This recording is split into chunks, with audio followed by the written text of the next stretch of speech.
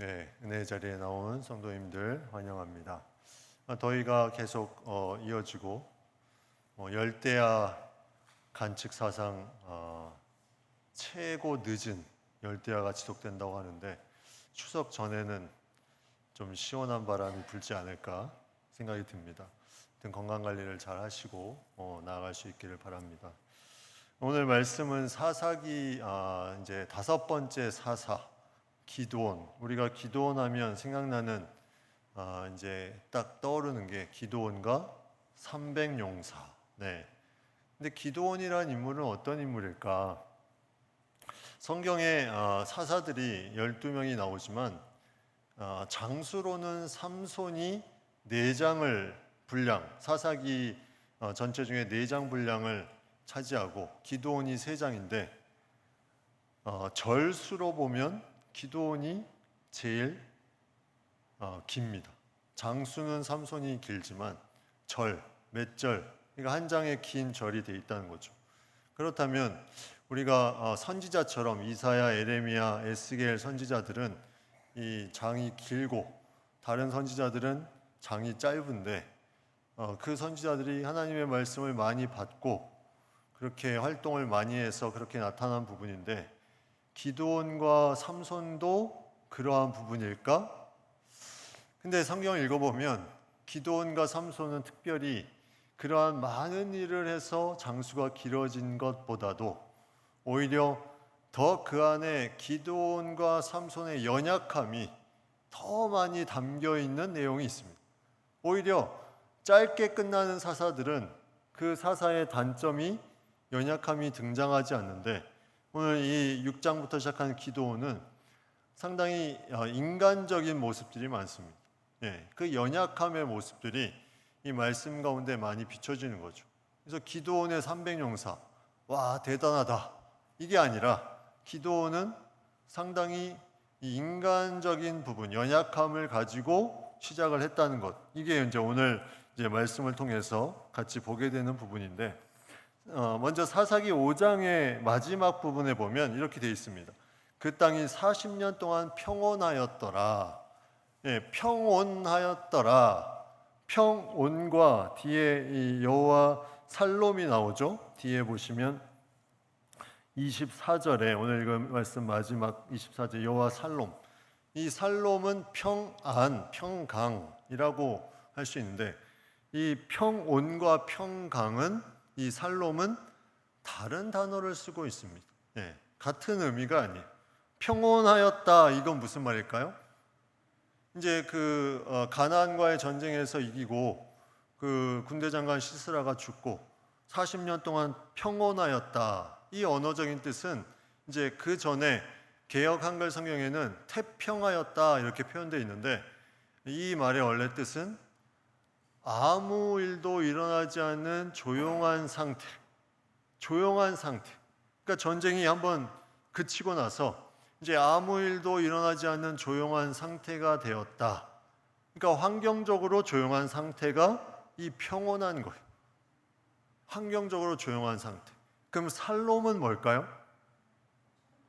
살롬은 어떠한 환경이 있어도 평온한 상태. 환경적으로 평온한 상태가 여기 이제 5장 마지막 절에 나오는 40년 동안 평온이고 살롬은 어떠한 어려움과 위험과 고비가 있음에도 불구하고 그 안에서 흔들리지 않는 것이 평안, 살롬입니다. 근데 이 부분에 이제 평온하였다. 이제 아무 일도 없는 이 시기에 과연 무엇을 해야 됐을까? 여러분 평온할 때 아무 일도 없을 때 무엇을 하십니까? 너무 영적으로만 말씀하려고 하지 말고 평온할 때 아무 일도 없을 때 무엇을 합니까? 이것을 잘 생각을 해보셔야 돼요. 우리가 어려움에 처하고 무언가 목적을 가지고 나아갈 때는 뭔가 열심히 기도도 하고 계획된 대로 무언가를 하지만 아무 일도 없을 때는 과연 무엇을 하고 있을까? 우리가 한번 생각해 볼 필요가 있는 거죠. 근데 오늘 이스라엘 백성들은 이 아무 일도 없는 이 평온함 가운데 무엇을 했습니까? 오늘 6장 1절에 보면 또 여호와의 목전에 악을 행하였다. 예. 아무 일도 없는 그 평온함 가운데 이스라엘 백성이 한 것은 또 여호와의 목전에 악을 행하였다. 이게 이제 안타까운 부분이죠. 아무 일도 없는 그 가운데 그것이 중간 지대를 형성하고 나아가는 부분이 아니라 어느 쪽으로 치우치게 된다는 거죠.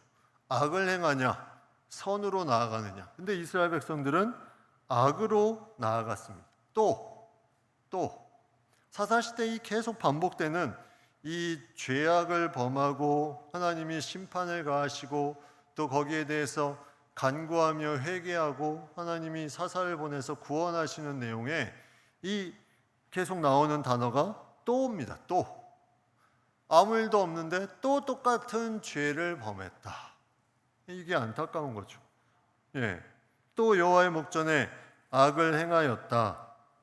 근데 이번에는 보니까 이제 나라가 미디안이라고 처음에 나오는데 3절에 보면 이제 연합국이 됩니다. 미디안과 아말렉과 동방 사람들이 치러 올라왔다. 근데 이들이 연합국이면서도 다 이방 나라이면서 이제 그 이스라엘을 힘들게 하는 나라인데 이제 그 중에 아말렉이라는 나라는 이제 모세가 출애굽기 17장에 모세가 산에 올라가서 기도하고 여호수아는 싸우고 아론과 홀이 팔을 들어줘서 승리한 그 내용이 나오죠. 그때 분명히 하나님께서 말씀하시는 게 있는데 그게 뭐냐면 내가 아말렉을 없이 하여 천하에서 기억도 못하게 하리라. 이게 아말렉과의 전장에서 승리한 후에 하나님이 모세에게 주신 말씀이에요. 아말렉을 없이 해서 천하에서 기억도 못하게 할 것이다. 근데 오늘 본문에 사사시대까지 이어집니다. 미디안도 마찬가지로 미디안은 이제 그 모세가 이제 도망가서 거한 땅이 미디안인데 거기서 결혼도 하고 살고 소명도 받고 그 미디안의 어떤 부분을 가지고 이제 살아가는데 미디안의 가장 핵심적인 그 잘못을 민수기에 나오는 잘못이 뭐냐면 이 모압과 더불어 이 발람이라는 선지자를 통해서 저주하게 했다는 거죠. 저주. 그게 통하지 않으니까 이제는 모압 여자들을 통해서 이스라엘 백성들이 죄를 범하게, 음행을 하게 그렇게 만든 민족이 이 미디안이었습니다.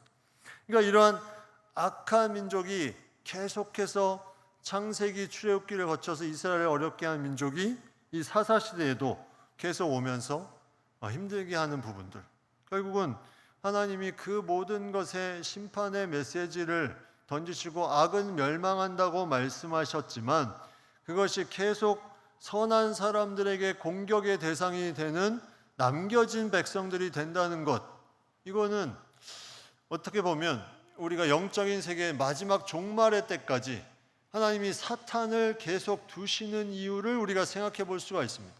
왜 그냥 두실까? 왜 저런 사탄을 다 한 번에 다 멸망시키지 않고 왜 마지막 때까지 두셨다가 마지막 때에서야 불과 유황못에 던지시는 걸까? 이런 악한 민족들이 왜 계속 있는 것일까? 무엇 때문에 그런 것일까? 바로 이스라엘 백성들의 그 또 악을 행하는 그 부분에 하나님께서 돌이킬 수 있는 그 여지를 이방 민족을 통해서 계속 남겨두시는 하나님의 섭리가 여기에 있습니다. 우리가 인간의 어떤 능력으로는 그 모든 것을 회복할 힘이 없는데 그러한 이방 민족을 통해서 치심으로 말미암아 그때 이제 새롭게 생각할 수 있는 여지를 갖게 된, 내가 하나님 앞에 그러한 부분으로 심판을 당하는 그 부분으로 내가 여겨졌을 때 다시 일어설 수 있는 그 부분을 우리에게 허락하셔서 다시 온전함으로 나아갈 수 있게 하는 것. 이 이스라엘 백성에게는 이런 이방 민족들이 그러한 부분으로 계속 쓰였다는 거죠. 분명히 하나님의 심판의 메시지가 그 민족별로 다 주어졌습니다.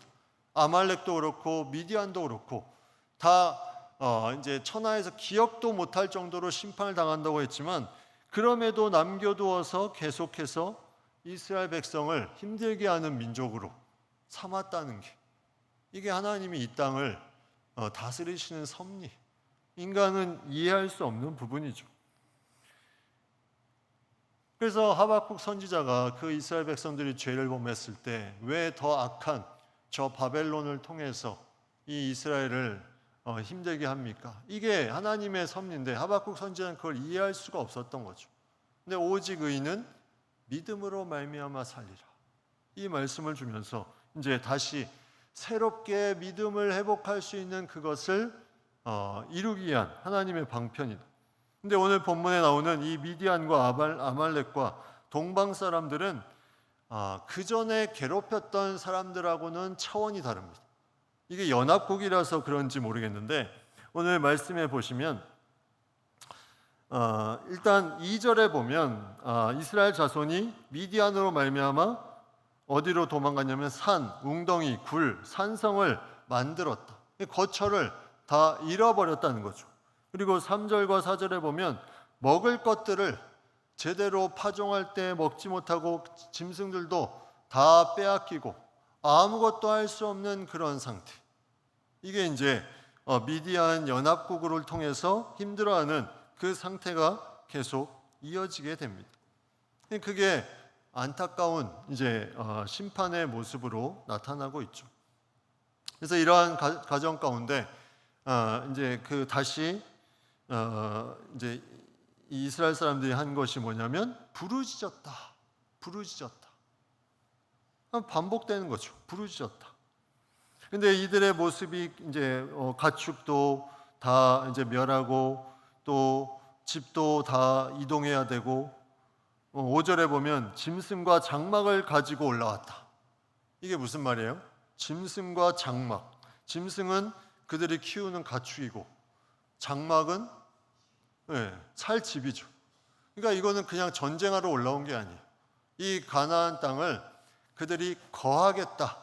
이런 목적으로 이제 온 거죠. 짐승과 장막을 가지고 올라왔는데 메뚜기 떼같이 많이 들어왔다. 메뚜기 떼같이. 출애굽기에 8번째 재앙 메뚜기 모든 것을 다 먹어치웁니다. 그 메뚜기 떼같이 그 사람들이 낙타들이 무수하였다. 그러니까 이스라엘 사람들의 그런 연약함과는 반대되는 이 열방의 연합국의 강력함을 여기서 보여주고 있습니다. 이제 이스라엘은 가만히 있으면 끝이 더 이상 어떻게 버틸 수가 없습니다. 그때서 이제 그들이 한 것이 뭐냐면 이제 부르짖는 거죠. 정신을 차린 그 계기가 뭐냐면 바로 이 멸하기로 심판을 예정한 이방 나라들로 인해서 정신을 차리는 거예요. 믿음이 없는 하나님을 떠난 이방 나라들을 통해서 정신을 차립니다. 부르짖게 되는 거죠. 이게 하나님의 이 백성들을 향한 하나님의 사랑이라고 우리가 이제 고백할 수 있는데 우리도 그러한 삶을 살았다는 거예요. 내가 무언가 정신 차리지 못했을 때 어떠한 상황과 또 어떠한 뉴스와 어떠한 기사를 통해서 내가 정신 차리게 되는 그 계기가 생겨나는데 그 사람들은 믿음이 없는 사람들일 수 있다는 거죠. 그걸 통해서 내가 정신을 차리고 부르짖게 됩니다. 내 자신을 돌아보는 거죠. 진정으로. 그것을 계기로.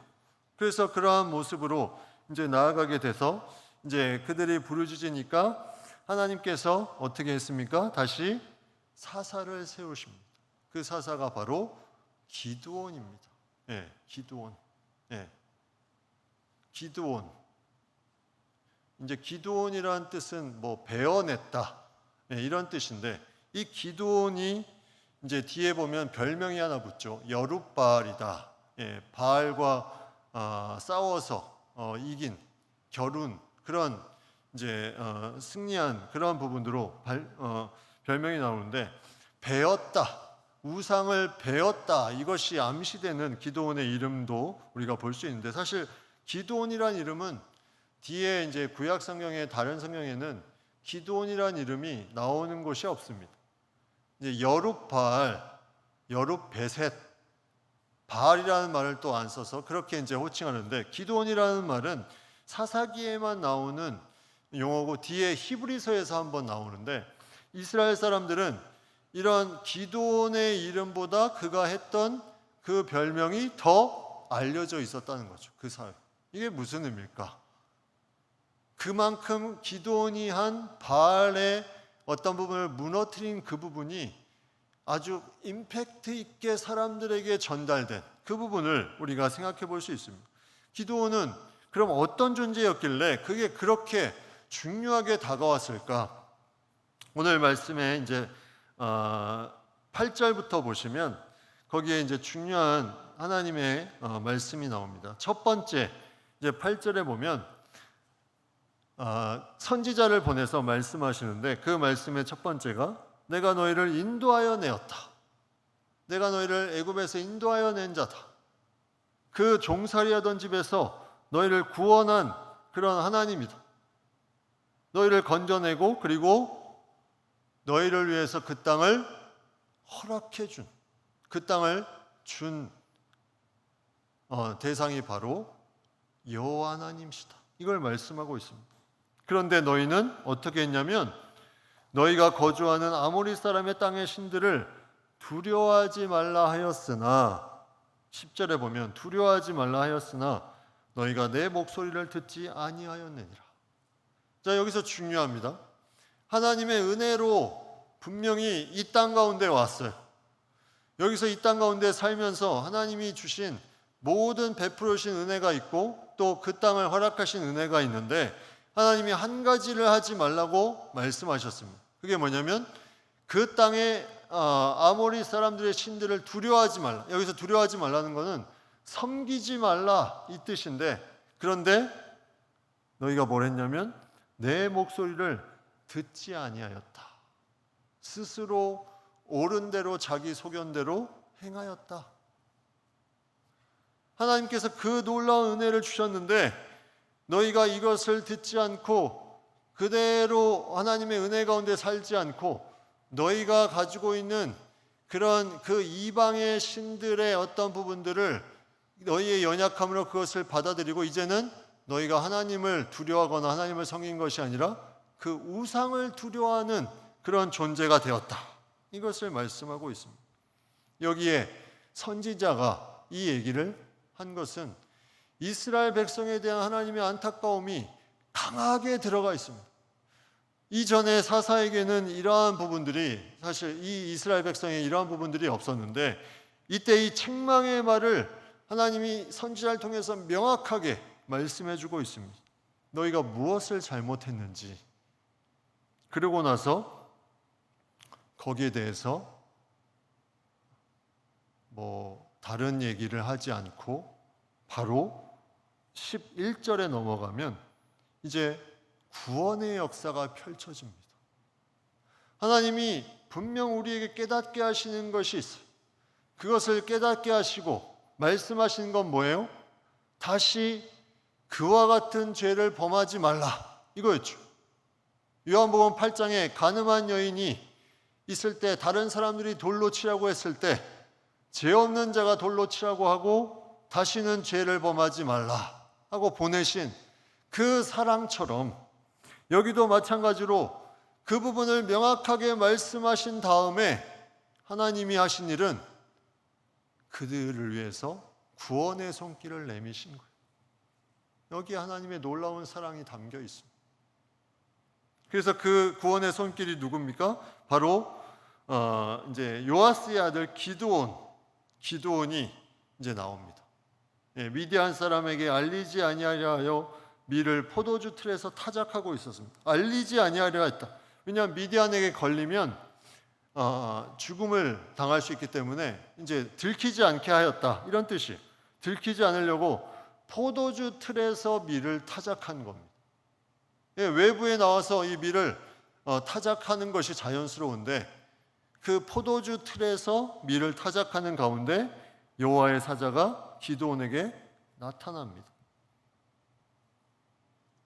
하나님의 놀라운 약속이 이제 이 가운데 다시 기드온을 통해서 나타나는 부분들이 이제 나오죠. 그래서 한 가지 중요한 그 신들을 섬기지 말라 이제 했던 부분이 이스라엘 백성이 지키지 않음으로 인해서 이제 그들이 결국은 이러한 아픔을 경험하게 되고 그 아픔 가운데 하나님이 다시 사람을 보내서 그들을 구원하는 여호수아 24장 20절 21절에 보면 그들이 명확하게 이제 어떠한 부분들을 해야 되는지를 말씀하고 있는데 만일 너희가 여호와를 버리고 이방 신들을 섬기면 너희에게 복을 내리신 후에라도 들어가 너희에게 재앙을 내리시고 너희를 멸하시라 하니 백성이 뭐라고 말했습니까? 아니니이다 우리가 여호와를 섬기겠나이다. 네, 분명하게 말했죠. 근데 이 24장에 보면 이러한 백성들의 결단의 고백이 계속 나옵니다. 우리가 죄를 범하지 않겠다. 그런데 바로 다음에 사사시대에서 그들이 이방신을 섬기기 시작하는 거죠. 인간의 결심이 이렇게 연약하고 유약한 것을 나타내주고 있습니다. 결국 이것을 통해서 하나님은 그들에게 이방 나라를 통한 심판의 메시지를 통해서 그들이 다시 자신을 깨닫고 그때 주셨던 말씀 그것을 다시 확인시키고 그 다음에 어떻게 살아야 되는지를 이제 명확하게 알려주시고 그 다음에 기도원을 세워서 구원해 주신다는 거죠. 이제 기도원의 내용이 12절부터 거기 이제 등장하는데 거기에 이런 용어로 기도원을 부릅니다. 큰 용사요, 큰 용사. 기도원을 큰 용사라고 부릅니다. 사실 오늘 본문에 이제 뒤에 쭉 보시면 큰 용사가 되기에 기도원은 너무나 부족함이 많습니다. 첫 번째 어떤 부분이 있냐면 그 뒤에 13절에 보면 이제 하나님 앞에 따지며 나아갑니다. 원망합니다. 우리와 함께 하나님이 계신다면 어찌하여 이러한 일이 일어났습니까? 그 출애굽할 때 그 이적, 그 모든 이적이 어디에 있습니까? 도대체 하나님은 어디에 계신 것입니까? 그 다음에 뭐라고 말하냐면 13절 후반부에 이렇게 말합니다. 여호와께서 우리를 버리사 미디안의 손에 우리를 넘겨주셨나이다. 이 말이 맞아요? 틀려요? 네. 여호와께서 우리를 버리사 버렸습니까? 하나님이 버리지 않으셨죠. 하나님이 버린 것이 아니라 그들에게 참된 하나님의 자녀가 되기 위해서 책망하시고 심판하시는 부분으로 돌이키게 하기 위한 부분인데 기도원은 결과만 보고 하나님 우리에게 정말 함께 하신 하나님이 맞습니까? 그 출애굽할 때 그 이적들은 다 어디에 있습니까? 과연 내가 받은 은혜가 진짜 하나님이 주신 은혜가 맞습니까? 이런 식으로 따지기 시작하는 거죠. 근데 여호와의 사자는 그를 뭐라고 부르냐면 큰 용사여 이렇게 부릅니다. 큰 용사. 과연 이러한 기도원이 큰 용사입니까? 본인의 입술로도 15절에 보면 그가 이렇게 말합니다. 나의 집은 므낫세 중에 극히 약하고 나는 내 아버지 집에서 가장 작은 자니이다. 내가 무엇으로 이스라엘을 구원하리까? 큰 용사의 모습을 전혀 볼 수가 없습니다. 그러면 왜 여호와의 사자는 큰 용사라고 기도원을 불렀을까요? 어떤 사람이 정말 연약하고 원망하고 나는 할 수 없다 이러고 있는데 갑자기 여호와의 사자가 나타나서 큰 용사요. 이 의미는 뭘까요? 하나님이 기도원을 큰 용사로 만들어주겠다. 선포적인 메시지입니다. 연약한 기도원을 하나님의 그 능력 가운데 거했을 때 큰 용사가 되는 사람으로 만들어주는 것을 보여주겠다. 이것을 선포하는 메시지입니다. 여호와의 사자는 선지자와는 조금 다르죠. 급이 다릅니다. 선지자는 하나님의 말씀을 대언한다면 여호와의 사자는 여호와와 거의 그 존재에 있어서 같은 레벨로 보는데 그가 말하기를 하나님께서 말씀하시기를 큰 용사라고 그렇게 말하고 있다는 거죠. 인간적인 모습에 이 기도원의 모습이 계속 나오는데 이를 큰 용사라고 말하면서 나아가는 것. 그러니까 우리가 하나님의 일을 감당할 때 과연 어떤 부분으로 내가 감당해야 되는 것인가? 내가 어떠한 큰 용사기 때문에 내가 지금 쓰임을 받고 있나? 이것이 아니라는 거죠. 잠재적으로 이 사람이 하나님께서 주신 부분들을 잘 감당할 수 있는 부분들로 채우시고 또 그것을 통해서 계속 만들어 가시는 가운데 시간이 지난 후에 이 기드온과 300용사 모든 불안해하고 두려워 떠는 자를 다 돌려보내고 그 남은 인원이 그 수많은 미디안을 쳐서 무찌르는 큰 용사로 만들어 주시는 것. 이게 바로 하나님의 은혜, 하나님의 놀라운 섭리가 그 가운데 이 기드온을 통해서 말씀하고 있는 거죠. 기드온을 부르면서 이렇게 하나님께서 말씀하고 나아가고 있습니다. 여호와의 사자가 등장하면서 이 말씀을 준 것은 어떤 의미일까요? 기드온에게 더 큰 확신을 주기 위함이죠. 확신.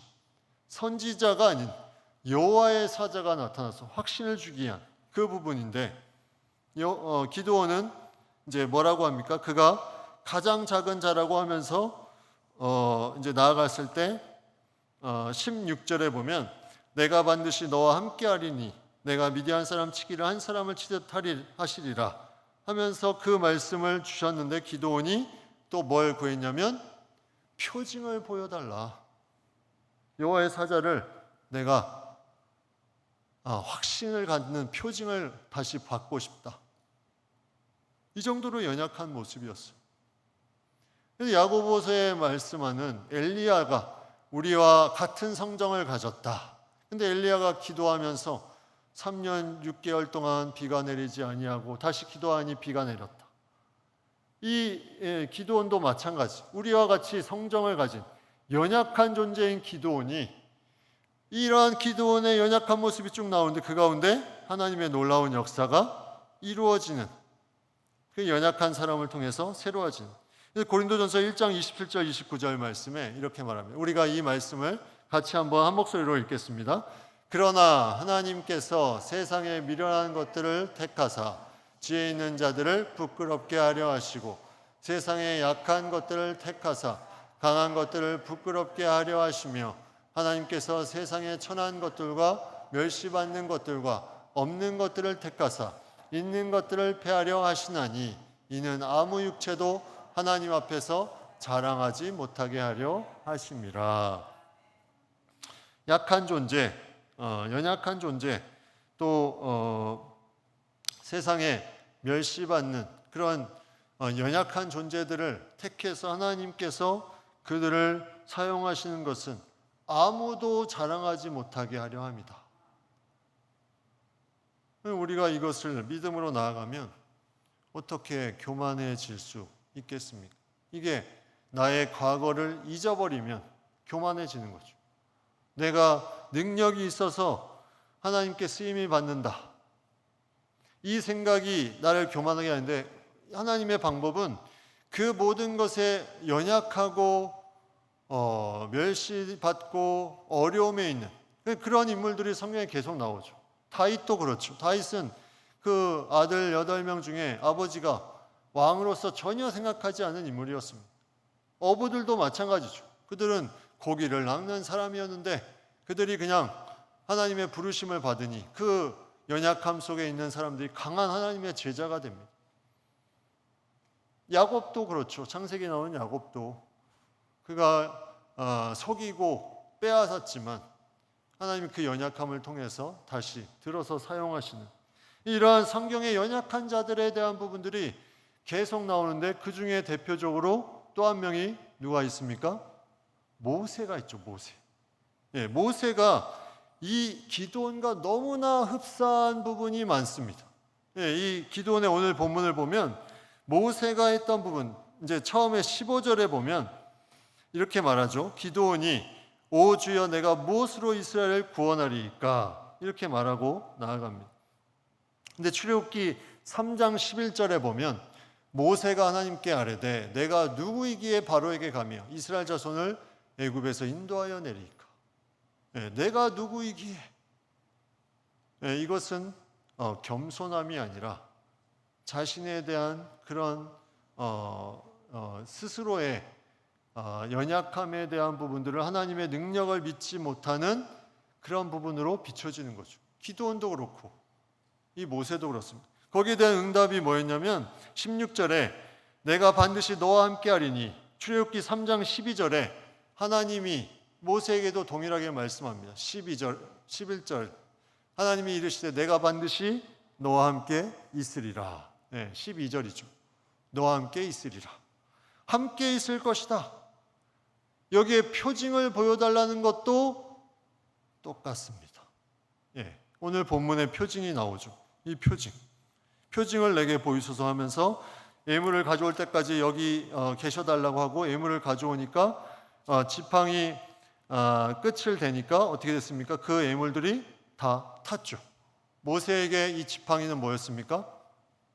던지니까 뱀이 되고, 꼬리를 잡으니까 다시 지팡이가 됐습니다. 모세와 기드온이 너무나 흡사해요. 내가 어떻게 이 일을 할 수 있습니까? 내가 너와 함께 하겠다. 믿지 못합니다. 표징을 보여주십시오. 어떻게 보면 이거는 인간의 모습 가운데 어떻게 보면 맞는 모습일 수도 있어요. 왜냐하면 더 큰 확신을 가지고 나아가고 싶은 그 인간의 모습. 그런데 이것이 하나님 보시기에 너무나 연약한 모습입니다. 그런데 기드온이 그러한 연약한 모습을 가지고 쓰임을 받았다는 거죠. 모세도 그렇고 성경의 인물들이 연약한 자를 사용하시는 하나님의 놀라운 역사가 성경에 계속 담겨져 있습니다. 그러한 우리의 연약함이 하나님을 의지하고 믿고 신뢰하고 하나님의 계획 속에 나아갈 때 여기에 놀라운 하나님의 강함이 임한다는 것, 이것을 우리가 기억하고 나아갈 수 있기를 간절히 바랍니다.